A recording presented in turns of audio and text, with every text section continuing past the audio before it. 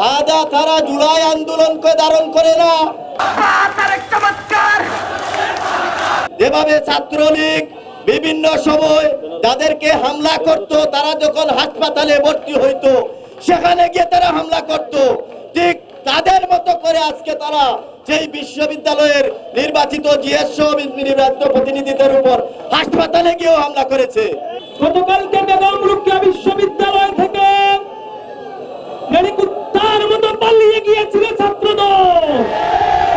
আজকে তারা জগন্নাথ বিশ্ববিদ্যালয়ের নির্বাচিত জিএস আব্দুল আলী মারিফ ভাইকে রক্তাক্ত করেছে।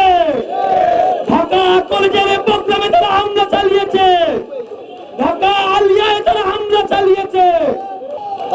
তারা জুলাই আন্দোলনকে ধারণ করে না, যদিও তারা জুলাইয়ের মাধ্যমে তারা ক্ষমতায় এসেছে। তারা জুলাই আন্দোলনকে ধারণ করে না, তার প্রমাণ দিয়েছে বেগম রোকেয়া বিশ্ববিদ্যালয়ে। বেগম রোকেয়া বিশ্ববিদ্যালয়ে সেখানে জুলাইয়ের ডকুমেন্টারি প্রদর্শিত হচ্ছিল এবং সেখানে জুলাইয়ের যত স্মৃতিফলক ছিল সবগুলা তারা ভেঙে দিয়েছে।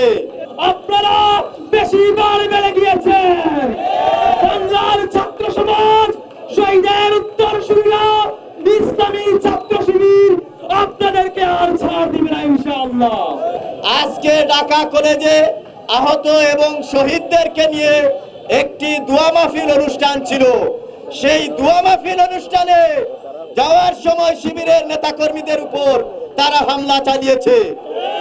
এ থেকেই প্রমাণিত হয় এবং আপনারা দেখেছেন জকসুতে সেখানে হচ্ছে একটি টেন্ডার নিয়ে, যে টেন্ডারটি বিশ্ববিদ্যালয় প্রশাসন এবং জকসু নেতৃবৃন্দ তারা হচ্ছে সেই টেন্ডারটি সেনাবাহিনীকে দিতে চাচ্ছিল, কিন্তু তারা সেই টেন্ডারটি না পাবে যদি জকসু নেতৃবৃন্দ সেখানে উপস্থিত হয়। সেই জন্য আপনারা দেখেছেন নির্বাচিত জকসু জিএসের উপর কিভাবে সন্ত্রাসী কায়দায় হামলা চালিয়েছে। ছাত্রদলের পাহারাদার ছাত্রদলের পাহারাদার এই তো শিবির আসছে, এই তো শিবির আসছে। সন্ত্রাসের পাহারাদার বা তারেক চমৎকার, সন্ত্রাসীদের পাহারাদার বা তারেক চমৎকার।